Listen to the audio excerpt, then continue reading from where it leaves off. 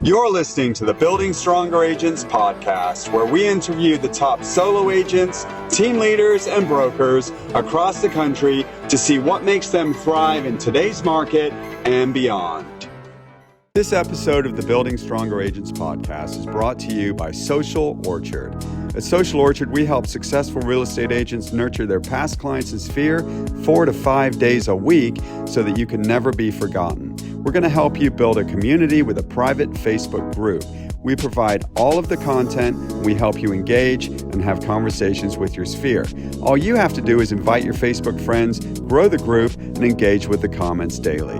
With your private friends and family Facebook group, you are never going to be forgotten again. And over time, your referral and repeat business is going to be stronger than it ever has been before. Visit socialorchard.com today.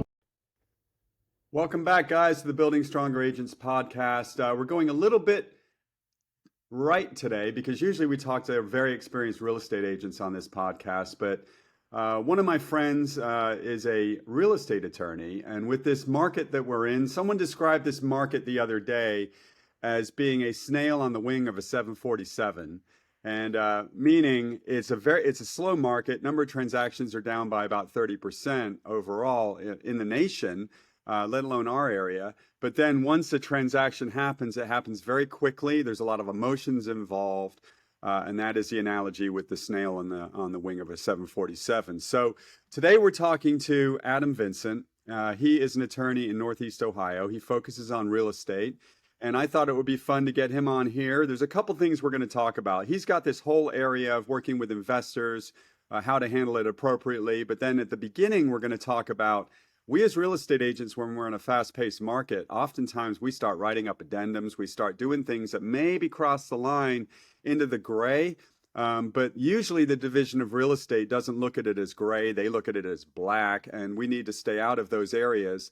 And we're going to talk about that today. We're going to talk about some of the common pitfalls that we find ourselves in, and maybe some of the not so common that Adam might bring up. So without further ado, I'm going to introduce Adam Vincent. Before we get started, Adam, why don't you tell us, your background, how long you've been in, maybe what you did before, and we'll get started on this. Thanks for being on today. Will do. Thanks, Will. I appreciate you having me on. Hey, everybody. Adam Vincent. Grew up here in Northeast Ohio. Before I was a lawyer, I actually thought I was going to be a teacher and then maybe a English professor. So I was doing that for a little while, teaching the classes everybody loves, first year composition in the old colleges around here. And then I figured out maybe this isn't the career for me. My brother Paul's also a lawyer. He's my law partner. And back then he was finishing up law school. And I was like, well, maybe I'll take the LSAT. So I did. The rest is history. But that was a great training for the law and for law school specifically, which is all about reading and writing essays and processing information and everything. So that's the background. Then we were working at a firm together, same firm. I got a job as a clerk because I knew a guy, and then joined the firm as an attorney when I got my license. And we were there for about a year together, and then got an opportunity to branch off and have our own firm. So we did that. We started as the big first client we had was actually a tax lien foreclosure client. In Ohio, you can buy tax liens in bulk in certain counties. The county will put them out for sale, and groups bid on them, and based on their bids and what they agreed to in terms of the interest rate and that sort of thing, they win the bid. A buddy of ours was doing it in Cincinnati, and then the client got some up in Akron and eventually in Columbus. And since we were further north, we tag team with him and had a bunch of tax lien foreclosures, which wasn't the most exciting work or the most fun work, but it was good work that got us started in our firm. So that's kind of where we started getting interested in real estate, more interested in our time in real estate. Foreclosure is not the best, happiest transaction in real estate, but it was a good start. And what we mostly focused on since then were the happier transactions in real estate. So buying and selling, especially commercial real estate. We help a lot of apartment buyers and other commercial buyers. We help entrepreneurs, usually people that buy real estate, do other things in business, or people that are in business, entrepreneurs want to buy real estate. So there's some synergy there. And then last bit, we work on our estate planning, because if you have a business, you're building it up, you should have a plan for what's coming down the road. Which if you're going a million miles an hour, you aren't thinking about next year or 10 years from now, and people, wind up realizing they're behind the ball in those terms. So those are the three things we enjoy working on.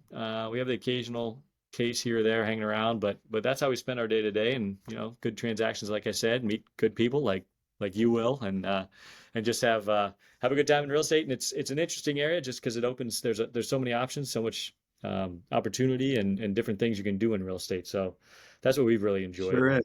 and agents can see that too.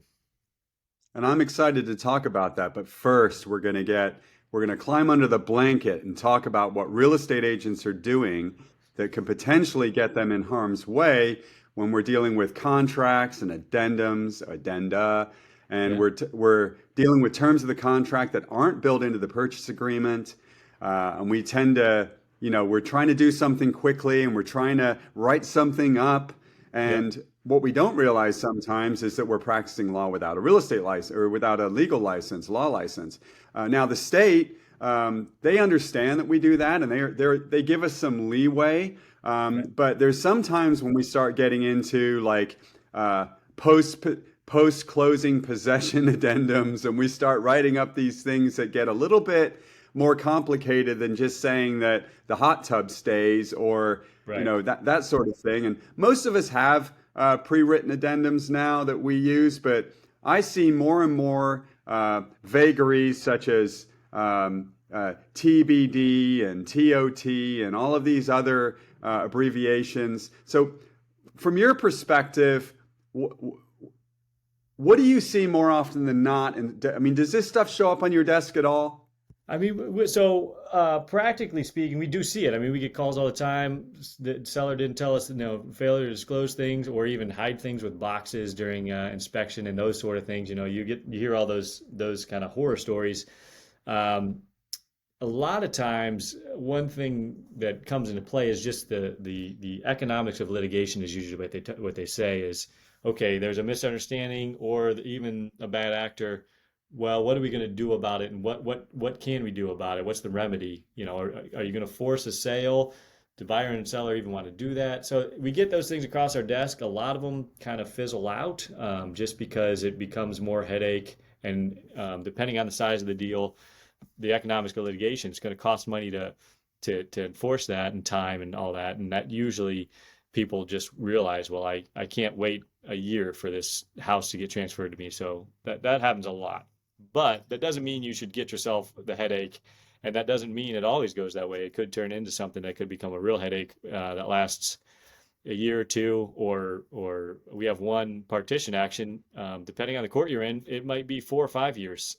We've got a partition that's 4 years old and still hasn't made it to sale. And for those who don't know, a partition is similar to a foreclosure, but it's basically two owners on title. One owner wants to sell, the other doesn't. In order to break the stalemate, the one who wants to sell has to go to a court and say, I want a partition action, and I want you to sell this property unless my partner buys me out. So that's a simple explanation on a partition. But point being, even simple stuff like that can last 4 years. So don't get yourself a headache. Try to not rush through these things. Like you said, you're on the wing of a jet. It feels like sometimes, and haste makes waste. Um, Right. be careful. Unauthorized practice of law is a real thing that bar associations enforce. I see it a lot in commercial too. Whether you're going to go to jail for it or not is not really the question. Is how much headache do you want to have if somebody does call you out on it, and also your reputation. I mean, other people notice this sort of thing and notice if you're playing in the gray area, and I think it's best to have that better reputation of dealing honestly and playing things the right way. So yeah, no, we see Right. we see things come across. Whether or not they become, for your litigation is a different story. But even so, you don't want the stress of not knowing and of being at the mercy of the other side. So yeah, it certainly comes across. I think unauthorized practice of law wise, use the forms. Even lawyers, we use Sounds a forms. bit too simple. It is, and sometimes I think people think it makes what they're doing less valuable. Like even as a lawyer, I know a lot of lawyers who at least 10 or 15 years ago, if you used a form, it was almost like, you weren't doing your job, or you let the cat out of the bag, that like some of your work is form based.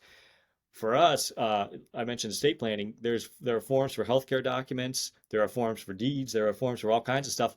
And what you really want, especially if there's a standard state form, depending where you're at, in Ohio, for example, those healthcare documents, they're a standard state form, and you want that. I could put my letterhead on it. I could change some terms if I wanted to feel, fancy and make people think I'm more valuable than I am or something.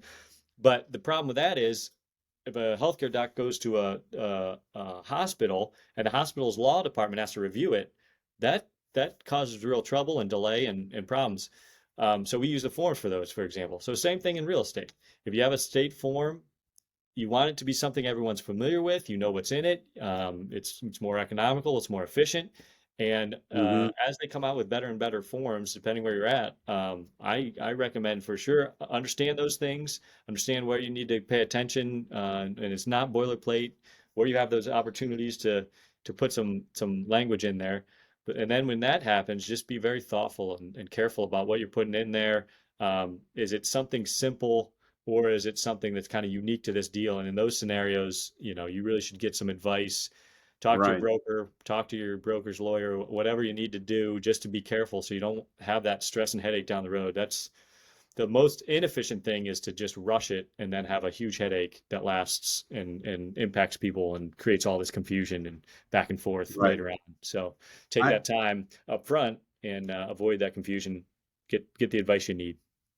I agree. I find in my business, and I've been a realtor for 35 plus years now, most of the headaches that we find boil down to communication, setting expectations up front, and then the real estate agent communicating specifically what it is the buyer wants or the seller wants. Yep. Um, for example, not explaining to the seller, especially now with we're using dot loop, we're using DocuSign. It's very easy to send something over and have somebody sign something that they don't understand, Right. and it it's easy to say, well, they're adults. It's up for them to read it, but that's all fine. But if it doesn't close, and then you have an unhappy buyer, even Right. if it doesn't turn into a lawsuit or a claim of some kind, it just becomes a giant colossal waste, Right. and you're going to be have a finger pointed at you. So in my experience, where a lot of the thing where we run into problems in our business, it's we're not communicating properly and setting expectations, and then we're rushing through the purchase agreement, uh, putting abbreviations on the contract, and having one person think one thing and having the other person think another thing. And then if it comes down to it, and now you leave interpretation out Right. on the playing field, that's when things start getting weird. Right. Right. And Yeah. because the minute you go ahead, Yeah, if you, so I just want to talk real quickly. I don't want to bore people with a law school class, but when you think about what a contract does, like what's its function? Its function is it's a memorialization of a shared understanding of the deal. And the important thing is that you're both on the right, same page and you understand the deal. In law school, they talk about a meeting of the minds. That's what a contract is. It could be an oral contract. You just discuss what you're going to do, and you both are on the same page. Your minds meet, and the understanding overlaps perfectly. That's the ideal. That's the ideal contract, is when everybody is on the same page and the writing reflects that and it's clear, like you said. If you have TBD, to be determined, then you don't have an understanding, a full understanding, and even sometimes down the right, road in those scenarios, that's not even really a contract, which then you don't want to get into right. litigation and To be lawsuit. to be determined by whom, you know, Right, exactly. And on is what you. basis, and even putting some guardrails, like of what you understand you're going to be determining, is at least better than a completely wide open one. So yeah, I mean, it's important to recognize that a contract is a reflection of a shared understanding of what your plan is, and a contract's not there to memorialize when everything goes great, right? It's to put into writing and Right. sign it's there for when you have unforeseen things, and sometimes it isn't even When the bad wheels come thing. It's off. just something surprise came up or something no one could have foreseen. Or it's for when, things don't go as planned, like, things, there was a misunderstanding and you didn't realize it, or that sort of thing. So it's important to remember you're not just like putting it down for fun. You're putting it down so that you have some guidance if things don't go as planned or if something unforeseen comes up, and how you're going to Right. resolve that. So, Three areas that I seem to see more frequently than others are, and this is something that real estate agents have to consider. When you're using an electronic platform such as Dotloop or DocuSign, those are the two common ones. Dotloop is owned by Zillow. It's used very frequently in the residential real estate space. We use that to it saves us a ton of time because back in the day we had to do every yeah, contract, every change, everything was done face to face. Now we don't have to do that. So what we gain is convenience and time. What we lose is explanation. And right. so the three areas that I find that come up a lot that create a lot of headaches, and they don't turn into lawsuits usually, but they can really make things go pear-shaped fast. The first one is earnest money. The Ohio Division of Real Estate, which is what this is the state that you and I are both working in mainly. For me, it's the only state that I work in. If when you say earnest money is due upon acceptance, that doesn't mean that once the dot loop signature is signed, you meet them tomorrow. It means that you have the earnest money once that they sign that on their phone or on their computer. That is acceptance. So one of the things that we do is we'll put earnest money to be collected a period of time down the road. Within 4 days of offer acceptance, almost every transaction I see a real estate agent put upon it, because the contracts a lot of times are pre-printed as upon Right. acceptance, a certain amount, $1,000, 2,000, whatever it is, the amount doesn't matter. But if you leave it the way it is, and then the buyer changes their mind later and they don't deposit the earnest money, now you're in hot water with the Division of Real Estate. I'm more concerned about the state licensing department, the Ohio Department of Commerce Division of Real Estate. I'm more worried about them than I am a court Right. because they can take away our ability to work. They're not looking to do that, but there's certain things. If your seller thinks that you're getting earnest money and it says deposited immediately, three Right. days down the road the buyer gets cold feet or whatever, and they don't apply for their loan. And then the owner says to you, well, at least we can keep the earnest money, and there is no earnest money because it hasn't been collected yet. Right. That's a that's an area where we really need to slow down this Right. process to make sure that we're getting the earnest money when the contract says it's being collected. What do you think about that? If you're a hardworking real estate agent and you're struggling to get ahead of it and not pay a referral fee or pay for monthly leads, and you just want to get a referral-based business so that you can have a long career, I've got a solution for you. My name's Will Penny. I've been a realtor since 1988. 2 years ago, I started a private Facebook group. It's been the best thing I've ever done. We now stay top of mind with our sphere 4 to 5 days a week, and we get more referrals than we ever did before. If you'd like to mimic my success, all you've got to do is go to socialorchard.com. socialorchard.com. For as little as $89 a month, you can have a private Facebook group, all the content, so all you have to do is stay in touch with your people. It's the best thing I've done in my whole career. Yeah, no, exactly.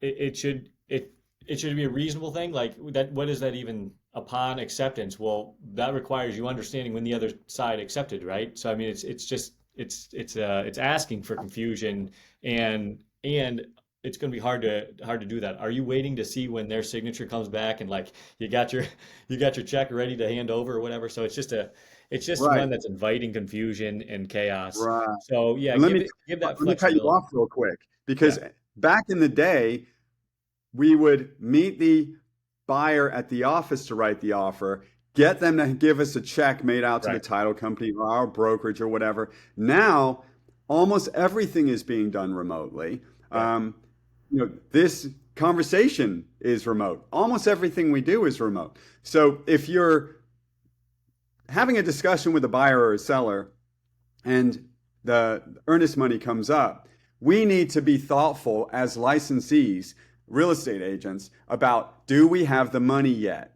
If Right. we don't have the money yet, we need to think about, well, what happens if we don't get the money or if the buyer changes their mind? Like you said, Right. contract, if everybody did what they said they were going to do, you'd be out of work Right. and we wouldn't need contract. Right. Yeah. Right. No, that's I mean, exactly it. that's the bottom line. So Right. we need to prepare ourselves for when the wheels come off. So that's the one area, earnest money. The other thing is, and again, these things have become polarized because of electronic contracts and signatures, because people are signing them, comes through the phone, they just sign it. We sold Yep. a house last week, and I asked the buyer, said, well, when's the closing date? And I said, well, it was on the contract. It's June 26th or whatever. Yeah. I said, didn't you see that? He goes, no, I didn't read it. Yeah. So Well, and the thing my scrolls point for is, you a lot of times, right? It goes between the initials and straight to the thing, and usually it scrolls right through the document, so you don't even right. have to look look at most of the So pages. So, the next thing that comes up is chattels, okay? yeah. And oftentimes the buyer thinks that, well, the MLS said that the stove and the fridge stay. Right. Well, the owner crossed out the fridge because they didn't mean it to stay. The buyer initialed it, right? So there needs to be some clear conversation outside of the agreement so Yeah. that there's, because the last thing we want to do as real estate agents is buy sheds, hot tubs, stoves. We don't want to have to start purchasing that stuff just because we didn't explain it properly and we didn't have an understanding from the buyer, Right. or we don't, or the seller has to bring back their blinds and their curtains because the contract said that all window treatments, including blinds and curtains, stay. But they thought that they didn't. And now at closing, I just had this happen. The seller had to mail back some some curtains, and all that does is it makes them hate everybody, Right. right? Yeah. So Yeah. that's the second thing. The third thing that comes up is dates. Money and dates are the two biggest ways to get yourself into or out of hot water. If your buyer and your seller completely understand money and dates, like in my space, in my world with my team, we are freaks about money and dates. We want to Yeah. make sure that they understand about the earnest money, how much they're netting, if how much they're going to need, if they're the buyer, how much they're walking away with, if they're the seller, when they're going to get it, when's the closing date, when do they have to be out. These Right. things have to be real conversations. What we actually do then is we actually list those items in the notes on dot loop Yep. That's great. so that even if they In don't, writing. even if they miss it in the contract, I Right. type it in the notes in dot loop. Is that overkill? I don't think so. It No. goes back to the snail on Good the wing of a practice. 747. If you've got a buyer that's making a decision on a Saturday at 7 o'clock to make an offer on a house and they just want to get it, and then they Yeah. get it signed that night and they found out later that the stove and the fridge didn't stay, and they don't, or they just gave the seller 15 days after closing to move out and they didn't fully understand that. We need Yeah. to be having the bottom line of all this. We need to be having telephone conversations and then Yeah. documenting it in an email or putting it in the notes in dot loop. Yeah, and I was just gonna add that is, one thing realtors, especially new ones, but one perspective that's important in any profession, but in realty, when you're representing a client or helping client, you should be bringing clarity to the situation and clarity to to buyers and sellers understanding of what's happening. First of all, because it's a stressful time for them, so you got to recognize that people are Yeah, the stress really impacts people's ability to process information or to read through documents and understand things and everything. So, that's one way you can really establish a good reputation and get more referrals, right? If people have a good appreciate like, oh, you don't have to come into the office now, but that doesn't mean you don't have to go through the document and point out to buyer or seller, hey, I just wanted to be sure you saw these 8 things in this document that are, I just want to be sure you recognize these things. One are the dates. One is the earnest money has to be here with me or to the title or wherever it is on this date. Just run through the highlights, and like you right. said, you put them in the notes. Is it overkill? No, it's good practice Um, because people yeah, people are clicking through this. The convenience is great, but don't forget that it doesn't mean you don't have conversations with buyers and sellers to be sure that they're on the same page and to communicate, like you said, and explain things. Because I think that's really where your value comes from if you're representing buyers and sellers is how did you help the transaction and the clarity, and how did you avoid chaos, right. by talking with your buyers and sellers and with the And, other side, being sure that they understand and working with other agents. Those are the big things that can really help lead to more success, and it's the most efficient thing. is putting that note in takes how long? Seconds, maybe a 5 minutes, but 30 it could seconds to avoid, type this yeah, lines or 2 it, minutes max. it could avoid weeks of confusion and headbutting and all this stuff if things go sideways because somebody didn't wasn't on the same page, and blaming them for not taking responsibility for reading the fine print No. isn't going to get you. It doesn't help. That's about All litigation. that's That's going to about that all that's nonsense. going to do is escalate their Exactly. choice to get. They will get if you. The last thing you have to worry about is a 1-star review on Google. You need to be thinking if you're going to be a real estate agent in this market, you need to take, the onus is on you, because at the end of the day, if we pull the old, it's like I bought a car, my first new car ever, and I bought no, it was a used car, and I bought a warranty on it, Hmm. and it said that it was good for 100,000 miles. Well, not 100,000 additional miles. I bought it with 70,000 miles for 30,000 additional Gotcha. miles, right? Yeah. Well, I didn't know that, and I got to like 100,000 miles, and I ended up needing a head gasket. It was a used Land Rover Discovery. It cost Oh like boy. $3,800. And I said, "What? Wait, I'm not under warranty." And they said, "No, your warranty already expired." I said, "But it was 100,000 miles." They said, "Did you? He said to me, "You're an adult. Did you read the contract?" All that does, Yeah. people in that situation aren't going to just sit back and go, "Yeah, you're right."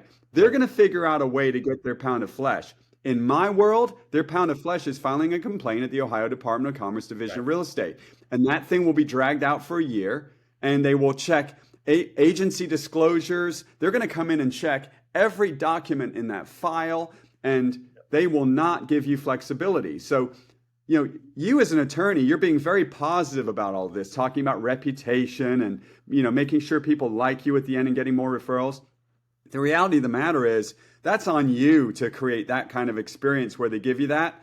But get yourself out of hot water before you ever get there. And you can do it Right. very easily by communicating, by making sure that people understand what they're actually doing. And Right. that boils down to a telephone conversation. And too many real estate agents are trying to reduce everything to email and text. And this is still a belly to belly business. We talk about it all the time. Right. And the way we stay, the way we keep you out of our life, in terms of for bad reasons, is Right. by communicating and making sure that everybody knows what they're going to do. Yep.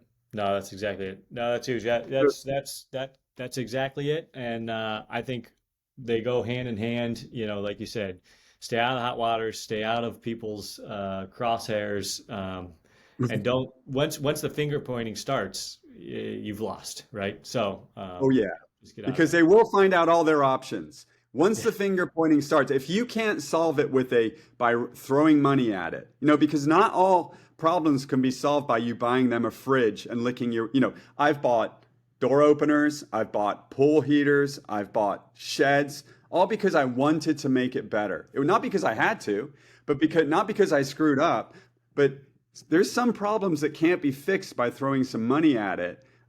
You're going to be, if you've got a seller who refuses to move because the contract says they had 14 days after closing, and the buyer had booked time off work because they thought they were getting the keys on another day, that's on Yep. you for not explaining it properly at the beginning. So Yep. I think we've beaten this thing to death. Hopefully, real estate agents will know to slow things down so that they can speed things up. That's the key Yep. here. Yep. What I would like to do, though, is talk about some of the things you do on a day-to-day basis to help people increase their wealth and move closer to retirement by buying and selling or buying and holding real estate. So let's get into that for a Yeah, minute. yeah, that's great. Yeah, the other thing we talk to real estate agents about a lot is just expanding their knowledge and understanding, being curious and opening opportunities with different buyers and sellers and different deal types. So we work a lot in commercial real estate, so there's a little more creativity probably in commercial real estate, but a real opportunity for agents is to work with investors and to work in the more creative thing because you've already separated yourself from the masses of agents out there who just look at the traditional buy and sell. So we, as lawyers, we put together the contracts for the creative stuff, seller financing and all those sort of things. If you get into the world of lease to own or lease option contracts, those sort of things. Be sure you educate yourself on those rules. For example, in Ohio, it's important to distinguish exactly what you're doing. It's a lease with an option. They're two separate agreements. The option is a separate thing apart from the lease, but a lot of times people conflate them. So that's just one example where take the time to understand those things, and educate yourself, and you can really set yourself apart and offer more value to your buyers and sellers. And if you uh, really want to get ahead, work with investors. Investor friendly agents are a very sought after thing in our world. Again, if you can offer knowledge and communicate well, and then understand how the deal's working, not just putting it on the MLS, also being able to recognize if there's other opportunities or other routes for finding properties and those sort of things. So one of the things we do, it's actually this thing right here. My brother Paul and I are lawyers, but we also just have a private Facebook group called the Deal Structure Crew. So we talk about different ways you can structure deals. Like I said, seller financing. We also talk about commercial side where people are starting to syndicate bigger deals, and we kind of explain some of those things and how they work, and some of the mechanisms. And I think as a real estate agent, you're working in real estate, continue to grow and open up more opportunities for you outside of just getting the commissions on a buy sell. And it's fun, and you can make more money. So that's what we do Right. is talk. We have weekly posts and conversations with folks. So we have a bunch of members in there who are doing deals, and just talk about those and try to help them along if they have questions. What are some of the basic types of things that you see? I mean, we could get really in the weeds on syndications and all of these other vehicles to save taxes or to avoid taxes. But like, what are some of like if we've got your average or above average real estate agent listening to this, which is our audience, Yeah. what is one way if they decide that they would like to start working with investors? What would be a couple of ways that they can actually get themselves in that room? Yeah, so some of the basic things you should understand generally if you want to get in that crowd or expand your understanding is understand what a wholesale is, which is an assignment of the contract. There's a lot of folks doing that out there. If you don't understand it, it's good to know, because that's where a lot of competition comes from for agents and for listing on the MLS, is when wholesalers get to these sellers first. So it's good to understand wholesaling. It's good to understand seller financing, notes and mortgages, how those come into play. Some states are somewhat a little can be different, but seller financing on notes and mortgages, and also through what's called a land contract in Ohio, also known as a contract for deed. So a note and mortgage people are familiar with. You transfer title, and then a bank has a note and mortgage, or a lender does. It could be the seller becomes the bank. Hmm. The other way is a land Hmm. contract or a contract for deed, which is you don't transfer title. It's a contract for title to transfer down the road once buyer performs. So if you know those three things, those are three good ways to do it. They're valuable because they're good for sellers who haven't sold, maybe are asking for too much money or for whatever reason. Sometimes they open up opportunities for folks when the traditional buy sell doesn't work. Maybe you need one of these creative routes and it'll solve the problem.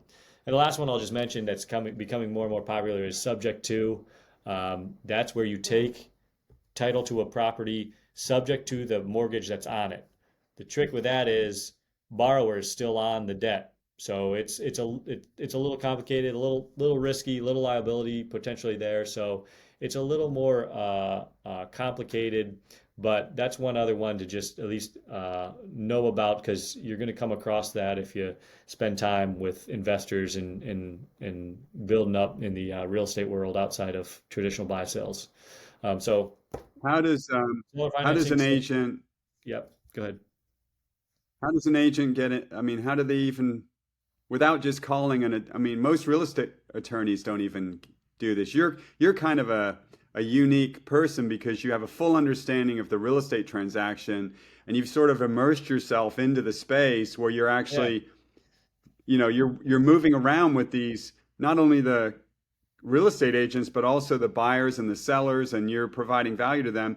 But if an agent wants to get into that space, do you guys provide like um group, like not coaching, but do you Yeah. provide education on so So that people can that's what our learn this little group. stuff?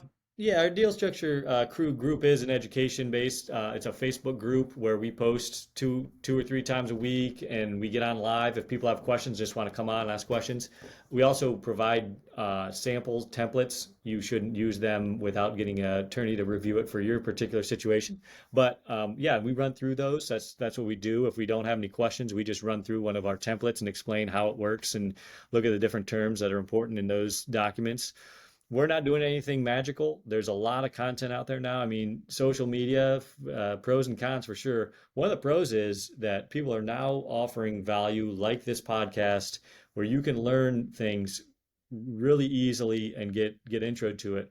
There's some stuff out there that's not as much content. It's more, surface level stuff and they're trying to sell you things. But if you spend time, you can find a lot of groups, you can find a lot of content out there. There's a lot of Pace Morby's a famous guy. He's got the TV show, and he's the sub two group, so he's talking a lot about subject to Mm, transactions. And I mean, hmm there's a wealth of folks out there educating. So if you're curious, I mean, that's one thing I did want to mention. Just foster your curiosity in these things and learn more and more about them and bit by bit. And it's intimidating, it seems mysterious, but just keep picking away at it, and you can really learn a lot over the course of a year or two, and be able to do a lot more in real estate and open up a lot of options and opportunities for yourself. So yeah, I mean How it's does out there. someone like who's in your group? Who's in Yeah, your group? we just meet strangers a lot and come across people. We market a little bit too. So we have a lot of apartment buyers in there. We have people that are doing wholesales. We have fix and flippers in there. Um, some of the people are agents. They have their license. Yeah, we've had some agents in there that are trying to learn more about these sort of things. So we have all kinds of folks in there. Yeah. Can anyone join the group? Is it a paid group? Give us some Yeah, it's a details paid. on Yeah, that. it's a paid. Sorry, yeah, it's a paid group. Yep. So Deal Structure Crew, if you want to look it up, that's what the logo looks like. So yeah, it's led by my brother Paul and I, and yeah, it's a good group. We get on there for office hours for any questions folks have, and then, like I said, we also just post about that, and then we get into a little more um, kind of complicated or bigger deals with syndications and how commercial real estate works too. So yeah, we just try to And offer a good amount of value for paying the monthly membership, and how yeah, much does it cost? 97 a month. So So yeah, for 97 bucks a month, they can have access to a group with other people that may know more than them. And I yeah. just so everyone knows, I'm not a member of the group. I don't have a paid arrangement with Adam. This is the We first do time not I'm yet have really an hearing affiliate about deal, his though. We can group. get one for you if you want. No, no, I appreciate No, that. Yeah, no, he's just yeah, a I don't good have guy here. anything to do with yeah, I mean, I have a relationship with Adam. We know each other well, but I'm not a part of the group. I don't pay to be in the group, but I'm also not doing a lot of the types of business that he's talking about. But for those of you who do, for 97 bucks a month, it seems you get two active attorneys that you can ask questions, plus you can bounce around with other people that are trying to learn or that can provide value to you. Yeah. It sounds like it's a really good value. Yeah, yeah. Well, I mean, there's all kinds of real estate groups if you poke around and they charge a lot more. We just want to over deliver. We'd rather do that and like talking to people. And we talk about, structuring the deals and how they work out, and also just like LLCs and the structure behind all that sort of stuff too. So there's a little bit of the business side of how these things are put together too. So yeah, no, I think we have a good time, and I think offer some good value there. So appreciate you Plus, taking the time to plug it. if an agent decides to join that group, um, and now they can build a relationship with you guys, and if they need something more in depth, then they're going to have a relationship with you, so you'll be able to help them.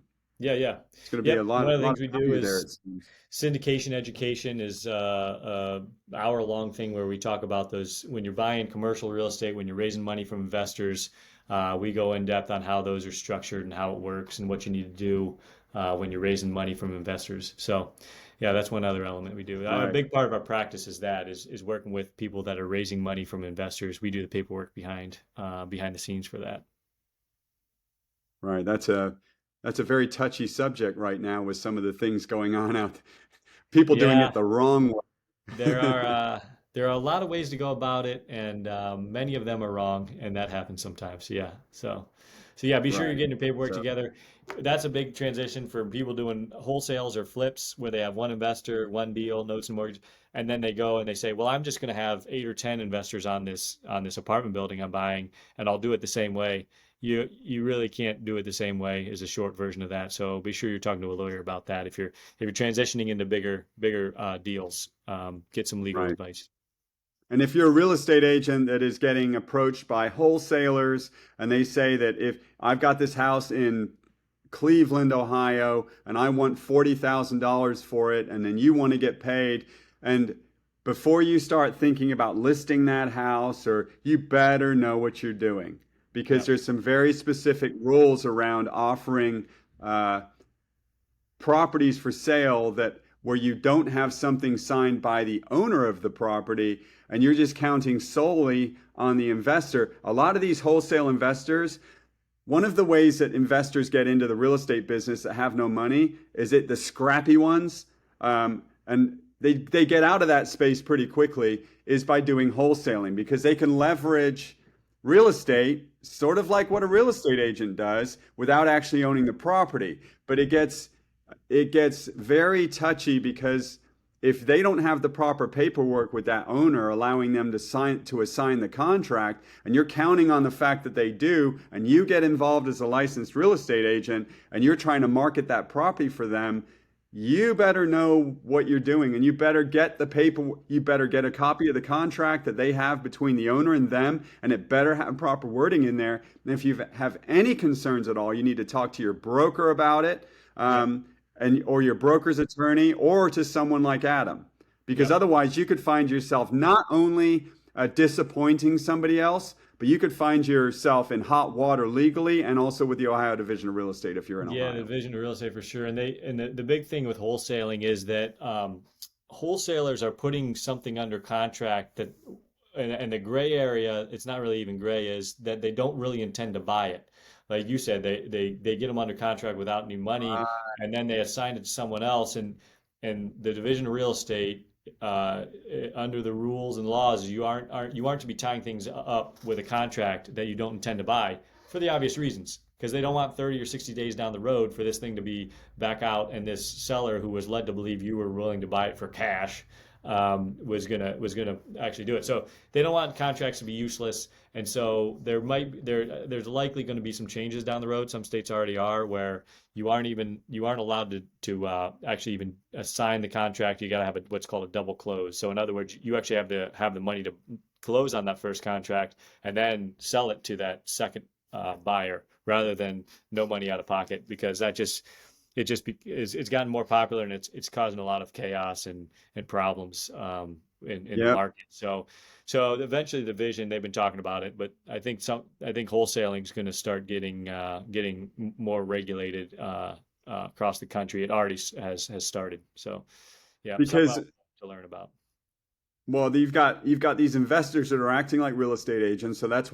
that's why one of the reasons the division has a problem with it, because they're just getting money, they're getting a spread, so they're saying that they'll pay 48 for it, and then they want to sell it for 58 and make 10,000 bucks, and they're listening to some YouTuber or somebody on Instagram talking about how they can get into the investor space without having any money, but they don't fully, and then they're pulling down these contracts off the internet. They're not talking to lawyers. They're trying to act like ballers, and Right.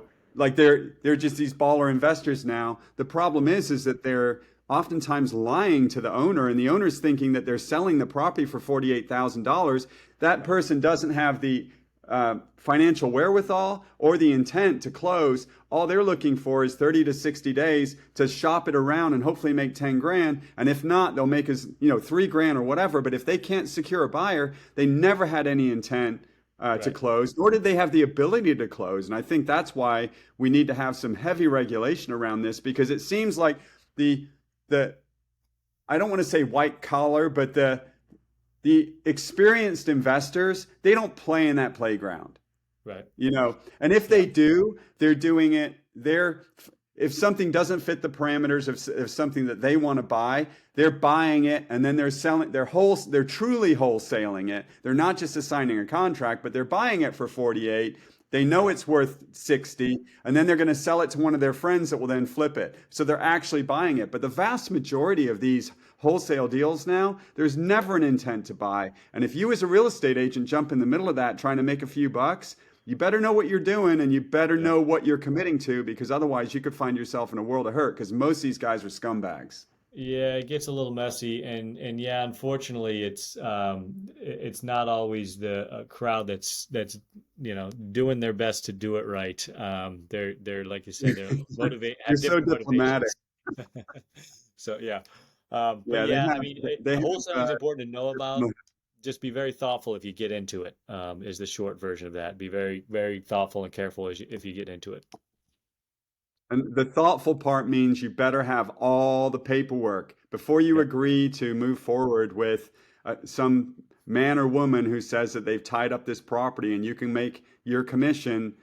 You better know that they have the authority to do that and what they've committed to with that seller. Because if you don't have that paperwork, and again, it's your license on the line. That's what all this is about. Yeah. It's about keeping your license, protecting your license and your reputation, and not just trying to jump into stuff you don't understand. And if you start talking about wholesaling, owner financing, syndication, any of this stuff that Adam's talking about, there's a lot of opportunity there and there's a lot of money to be made, but you better educate yourself first by talking to somebody like Adam Vincent and his brother Paul, because if you don't, you're just going to make it even harder for yourself. But if you do, then you're going to make yourself a very invaluable part of the process, because most real estate agents aren't willing to put the time in, because they just, they want to make the money, but they're not understanding this. And if you learn, it's not that complicated, but if you go to some seminars, go to some webinars, join a group like Adam's, you're going to understand it. So then as you get these relationships, you're going to actually be able to provide some value and make some money. Yeah, for sure. Bringing clarity to the transactions you're in, offering some insights and knowing how these transactions work, and the different tools that real estate folks have in their tool belt. I think that's key. Anybody who wants to do more, those are some good stepping stones to getting there. So How does yeah. somebody reach out to you? How does someone contact you, Adam, if they want to? So we have the Deal Structure Crew online. Our law firm's called Vincent Esquire. That's our last name, Vincent Esquire. And then, yeah, Facebook is fine. My email's adam@vincentesq.com. But yeah, feel free to It's reach out. Vincent. That's right. Yep. Yep. So those are the best Cool. ways. So yeah, appreciate it. Appreciate it. Well, Well, this was fun. you've been a great help. Hopefully, a lot of people will listen to this. And once again, thanks for checking in and listening to our latest episode of Building Stronger Agents podcast. We'll continue bringing professionals, mostly real estate agents, but from time to time, I feel that we need to know what other people are doing, and bringing in professionals like Adam helps all of us. But again, bottom line is, get out there, take action, know what you're doing, be smart, don't speed things up to the point where you're going to hurt yourself or your client. And having said that, everybody have a great day. Thanks for stopping in here, Adam. Thanks, Will. Take care, everybody. Thank you for listening to this episode of the Building Stronger Agents podcast. If you like this episode, please give us a 5-star review and share our podcast with your friends.